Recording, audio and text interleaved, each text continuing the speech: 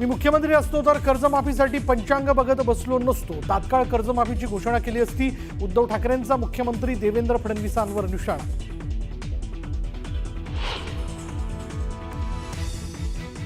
सत्तेत एक फूल दोन हात बसले. शेतकऱ्यांसाठी सर्वात मोठी मदत नाही तर सर्वात मोठी थाप. सरकारकडून शेतकऱ्यांची थट्टा. उद्धव ठाकरेंचा सत्ताधाऱ्यांना सडकून टोला. उंबरठा ओलांडणारे आता हंबरडा फोडतायत. शेतकऱ्यांच्या पाठीशी आम्ही उभे राहिलो. एकनाथ शिंदेंची उद्धव ठाकरेंच्या हंबरडा मोर्चावरून सडकून टीका.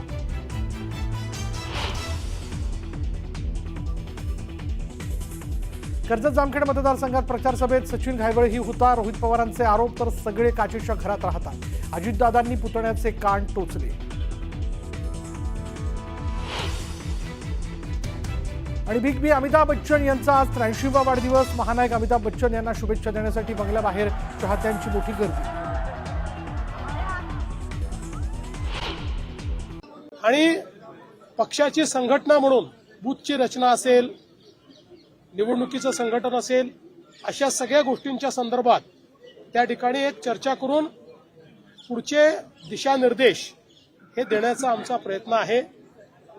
आज पश्चिम महाराष्ट्राच्या आढाव्यामध्ये सगळे आमचे मंत्री, आमदार, पदाधिकारी आणि सगळे माजी जिल्हा परिषद सदस्य, नगरसेवक असे सगळे वेगवेगळे लोक एकत्रित होते.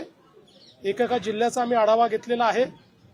अतिशय सकारात्मक अशा प्रकारची परिस्थिती पाहायला मिळते आहे. उत्साह आहे. युतीच्या संदर्भात देखील आम्ही अगदी स्पष्ट निर्देश दिले आहेत की त्याचे अधिकार आम्ही हे सगळे खाली आमच्या जिल्ह्यांना दिलेले आहेत आणि सांगितलं आहे की जिथे शक्य असेल त्या प्रत्येक ठिकाणी युतीचाच प्रयत्न केला पाहिजे. काही ठिकाणी शक्य देखील होणार नाही, त्या ठिकाणी आम्ही स्वतंत्रपणे लढू. पण कुठे स्वतंत्रपणे लढलो तरी मित्रपक्षावर टोकाची टीका करायची नाही, अशा प्रकारचेही आम्ही त्या ठिकाणी निर्देश दिलेले आहेत. त्यामुळे त्या त्या ठिकाणच्या परिस्थितीप्रमाणे ते आमचे जे युनिट्स आहेत ते चर्चा करतायत, युती ठरवतायत. काही ठिकाणी ती होते देखील आहे. त्यामुळे तो निर्णय आता खालच्या स्तरावर हा योग्य पद्धतीनं होईल असा मला विश्वास आहे. देवेंद्रजी, आता रवींद्र चव्हाण यांची नियुक्ती होऊन बरेच महिने झालेले आहेत तरी त्यांची कार्यकारिणी काही जाहीर होऊ शकलेली नाहीये. नेमक्या काय अडचणी येत आहेत? काही अडचणी नाही. मला असं वाटतं कधी पुढच्या 8-10 दिवसात ती जाहीर होईल. सर, या बैठकीच्या निमित्ताने भिडे गुरुजींनी आपली भेट घेतलेली आहे. भिडे गुरुजी मला इन्व्हिटेशन द्यायला आले होते. त्यांची जी मोहीम चालते त्यांनी मला त्या मोहिमेमध्ये निमंत्रण दिलेलं आहे. डिसेंबरमध्ये आहे ती. त्याचं निमंत्रण दिलेलं आहे. मी त्यांना सांगितलंय मला त्यावेळेस निवडणुका बघून शक्य असेल तर मी येईन. सर, सांगली जयंत पाटील आणि पडळकरांचा वाद संपायला थांबत नाहीये.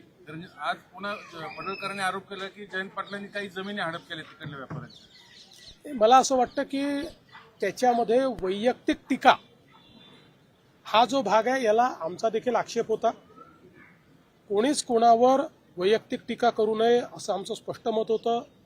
ते आम्ही पडळकरांना देखील सांगितलं आणि चंद्रकांत दादांनी स्वतः पुढाकार घेऊन त्या ठिकाणी वैयक्तिक जो वाद आहे, चिखलफेक आहे, ती मिटली पाहिजे अशा प्रकारचा प्रयत्न केलेला आहे. आता बाकी काही राजकीय आरोप प्रत्यारोप ते होत राहतात. तुम्ही जे म्हणतायत की महायुतीचा धर्म पाळला पाहिजे, त्यातीलच महायुतीमधील जे माजी आमदार आहेत रवींद्र दंगेकर, ते निलेश घायवळ प्रकरणावर अनेक टीका टिप्पणी करतायत मोठमोठ्या नेत्यांवर, तुमच्या भाजपातील नेत्यांवर. तर त्यावर तुम्हाला काय म्हणणे, काय सांगताल महायुतीचा घटक? नाही, मी त्यांच्याबद्दल काय बोलणार आहे? मी त्यांचे जे बॉस आहेत त्यांच्याशी बोलेन ना. एकंदरीत त्यांच्या बॉसशी बोलेन. सर, जैन मुनींनी वक्तव्य केलं राजकीय पक्ष काढू, तुम्ही सुद्धा मुख्यमंत्री झाला ते त्यांच्याच पाठबळावरती असं म्हटलंय आणि कटंगे तो बटेंगे, त्याच्यामुळे एकत्र राहा आणि राजकीय सत्ता उलथवण्याची ताकद तयार करा अशा स्वरूपाचं वक्तव्य केलंय. आता हे कोणी केलंय हे मी बघितलेलं नाही, पण साधारणपणे जे सगळे जैन मुनी आहेत हे अतिशय त्यागानं जीवन जगत असतात. सगळ्यांना जगण्याचा उत्तम मार्ग ते सांगतात, अहिंसेचा मार्ग सांगतात आणि अपरिग्रह हा एक अत्यंत महत्वाचा जे मूल्य आहे ते शिकवण्याचं काम आमचे जैन मुनी करत असतात.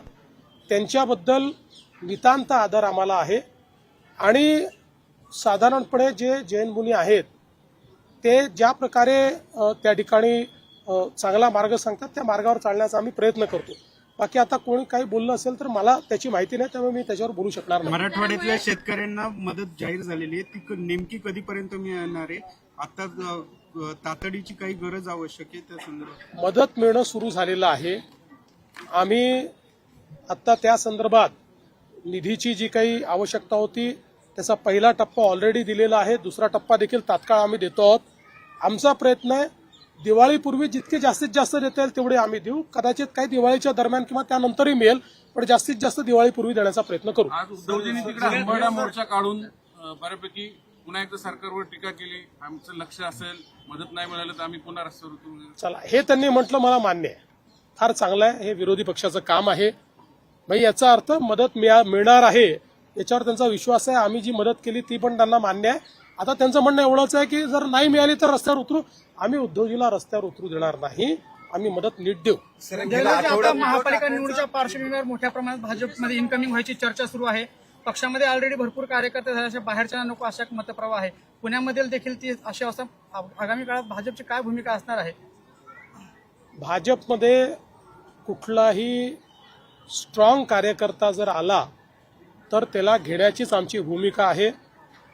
साधारणपणे भाजपमध्ये जे आमचे कार्यकर्ते आहेत ते लोकांना अकोमोडेट करतात, त्यामुळे भाजप मोठा झालेला आहे.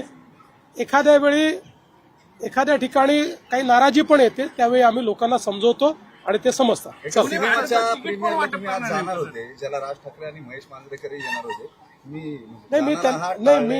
मी त्यांना फोन करून सकाळीच कळवलं होतं, कारण ज्यावेळी 5 वाजताचा कार्यक्रम होता आणि ज्यावेळी सगळी आमची रचना मी बघितली तेव्हा माझ्या लक्षात आलं की मी काही मुंबईत पोहोचू शकत नाही, त्यामुळे मी सकाळीच त्यांना फोन करून कळवलं. त्यामुळे माझ्याकरता ते वेगळा दाखवणार आहेत. सर, एक शेवटचा घायवळचा प्रश्न. गेले आठवडाभर राज्यात घायवळ प्रकरण जास्त आहे. गृहराज्यमंत्री तुमच्या अडचणीत आले, त्याच्यानंतर तुमच्या भेटीगाठी झाल्या, तुमच्या एका मंत्र्याचं नाव येत आहे किंवा विधान परिषदेचे अध्यक्ष जे आहेत त्यांच्यावरती आरोप झाले की त्यांच्या सोयीने हे सगळे चालू. व्हिडिओ समोर आले बरेच सगळ्या नेत्यांचे. तुम्ही मुख्यमंत्री म्हणून याच्या संदर्भामध्ये नेमकी काय कमेंट कराल? काही निर्णायक भूमिका घेणार आहात की वादावर पडदा टाकणार आहात? पहिली गोष्ट तर अशी आहे की या प्रकरणाची सुरुवात कुठे होते हे आपण लक्षात घेतलं पाहिजे. आणि ती सुरुवात आज सिद्धार्थ शिरोळे यांनी जी प्रेस कॉन्फरन्स घेतली आहे त्यात आपल्या लक्षात आली असेल की याची सुरुवात ही आहे की एक पासपोर्ट मिळवण्याकरता त्यांनी अहिल्यानगर जिल्ह्यामध्ये ॲप्लिकेशन केली आणि त्यावेळी तेव्हाच्या नेत्यांच्या राजकीय दबावापोटी त्यांना पूर्णपणे क्लीन चिट पोलिसांनी दिली आणि अहवाल सादर केला की यांच्यावर कुठलाही गुन्हा नाही. ते तिथे राहत नसताना असा अहवाल यायला हवा होता की हा व्यक्ती इथे राहत नाही, ते अहवालात कुठेही मेन्शन केलं नाही आणि त्यामुळे हा पासपोर्ट त्यांना मिळाला आणि ते पळून जाऊ शकले. तेव्हा कोणाचा दबाव होता, निवडणुकीत त्यांनी कोणाचं काम केलं होतं, कोणाचा आशीर्वाद होता, या सगळ्या गोष्टी देखील समोर आल्या पाहिजेत. माझं मत अतिशय स्पष्ट आहे. अशा प्रकारची जी प्रवृत्ती आहे त्याला दुसरा पक्ष असो का आमचा पक्ष असो कोणीही त्याला थारा देता कामा नये. अशा प्रकारच्या प्रवृत्तीवर कारवाई केलीच जाईल आणि त्यांना पासपोर्ट देण्याकरता ज्यांनी त्या ठिकाणी दबाव टाकून अशा प्रकारचा पूर्णपणे चुकीचा अहवाल त्या ठिकाणी सादर केला त्यांची चौकशी केली जाईल. जैन धर्मगुरूंनी वादग्रस्त वक्तव्य केले. देवेंद्र फडणवीस पुण्यामध्ये आहेत आणि यावेळी पुण्यामध्ये त्यांनी पत्रकारांच्या वेगवेगळ्या प्रश्नांना यावेळी उत्तर देऊ केलेली. निलेश घायवळ प्रकरणावरती देखील त्यांनी आपलं उत्तर जे ते देऊ केलेलं आहे. यामध्ये पासपोर्ट नेमका त्याला कसा मिळाला आणि याची सुरुवात केव्हा झाली या संदर्भातलं स्पष्टीकरण त्यांनी देऊ केलं आहे.